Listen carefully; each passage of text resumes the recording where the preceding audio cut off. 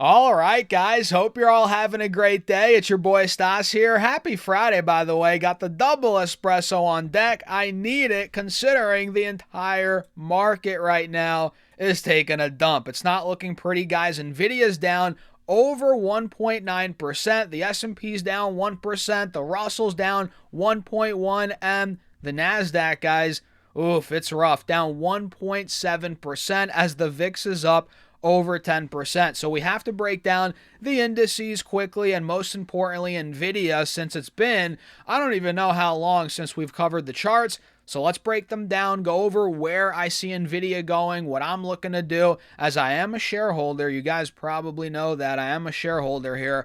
So yeah, hit the like button, subscribe, join the Patreon for my portfolio updates, my private Discord. All of that is linked down below. I actually posted an update earlier today. Check it out in the comments section as well, or go to stasurfest.com/Patreon. And now, cheers again. You're going to need the coffee, guys, for this one.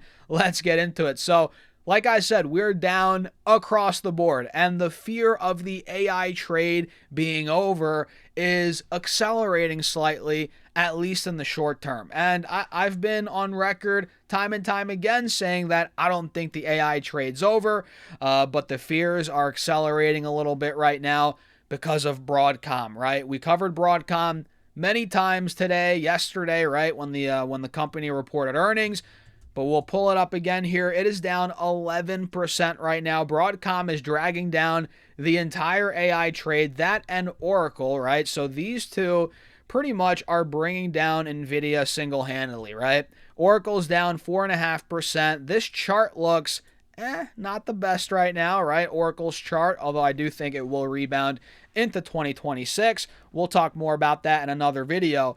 But yeah, Oracle's not looking pretty, but Broadcom on the flip side actually is looking good on the charts, despite this 11% drop. The company actually the stock did all-time highs right after earnings, and now we're down 15% from the all-time high. And we're still maintaining the uptrend. We're still holding a higher low here, guys. So I love the way Broadcom looks. This sure doesn't look like the AI trade's over based on this chart. In fact, they reported very good numbers. They beat EPS, they beat revenue, they guided up for Q1 sales. And yeah, there are some pressures on gross margin, right? Investors are a little bit shaky about that right now. But I don't think it's enough to warrant, the entire AI trade to collapse. I just don't see it happening. So, although I'm not in Broadcom, I don't plan on buying it either. I think this looks healthy. It honestly looks pretty good for a swing trade as well. Although I don't, again, want to add it myself because I'm in a lot of these AI names, guys. I don't need another one. But yeah, Broadcom looks good, right? Oracle, not the best, but I think it will rebound over the coming weeks with patience. And Nvidia actually looks pretty good on the charts, right? And the fundamentals have been getting better. They're getting better progressively as the stock price is coming down, which I actually like that. I'm not really adding more Nvidia either right now. But man, I'm close. I wouldn't be opposed to it, but I kind of already built out my position. I actually did buy more Nvidia. I think in the end of November, early December, in the low 170s. I'm pretty sure I got filled at 172. Either way, man, I think Nvidia, it's weakening as fundamentals are getting stronger.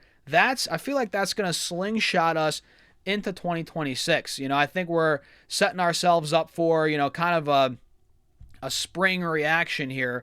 It's like a coiled spring. Boom! It's just going to go, I think, in 2026 because they guided up for Q4 revenue, right? They beat EPS and revenue for the last quarter. And the China news. Guys, we got news around China. They're now able, we'll see how it plays out, obviously, with Trump, President Trump. We don't know how that's going to play out, right? But they're now able to sell these H200 chips to China. The U.S. is going to take 25% off of that, tariffs, right? So fundamentals are only getting better. And realize all these numbers that we've had from Nvidia the last, couple quarters, they don't include China. Imagine how much better these numbers are going to get with China. And I don't know if that's necessarily being priced in right now. I really don't think it is. So I'm looking at Nvidia like, all right, if their forward or if their, earnings estimates for the next 12 months, if they come true, if they're accurate, which they're estimates, who knows, but their forward PE based on those, EPS estimates for the next 12 months, their forward PE is like, I think it's in the high 20s right now. It's insane in terms of, the size of this company and the growth. High 20s forward PE. Insane. And the chart looks good, man. If we look here, we can see clearly Nvidia's chart. We're making higher lows, no doubt about it, but at the same time, lower highs. So we do have a bit of a wedge here on Nvidia, but I'm eyeing it up and I'm like, I think once we start to get the breakout through 180, 185, I don't know if we'll get it this year. Maybe towards the end of the year, maybe into the new year. Once we start to get it, though, regardless of when we get it, I think this is going to fly. Again, I think we're going to break out $200 plus, no problem in 2026, which is why I haven't sold a share. In fact, I bought more, like I said, about 2 weeks ago, and I'm holding on because this is one of my highest conviction stocks in the new year. I just think there's no way it doesn't go to $200 plus. I mean, obviously, there's a chance it doesn't, right?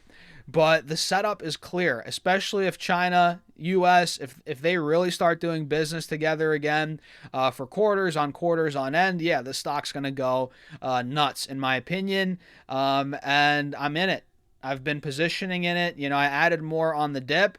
And I haven't sold a share, guys, and I think ultimately we will break out. It's only a matter of time.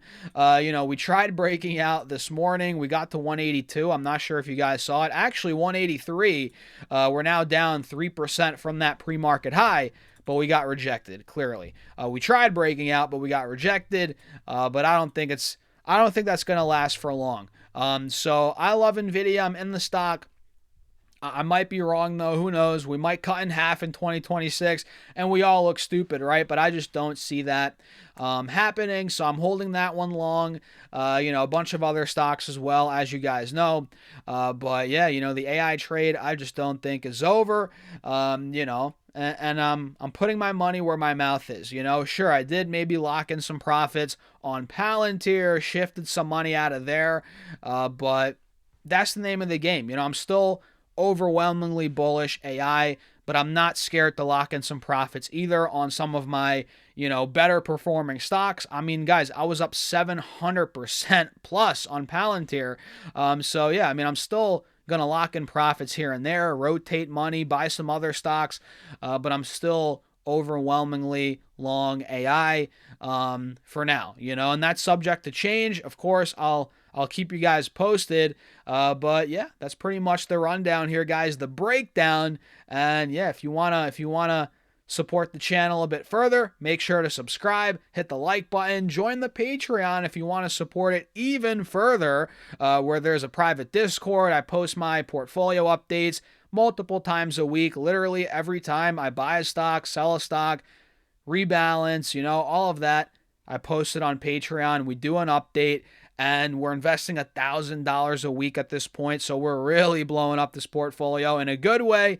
And if you want to be a part of it, again, it's on Patreon. Link down below, pinned in the comments, or go to stassurfest.com/Patreon. I'll see you all on the inside. And with that being said, cheers.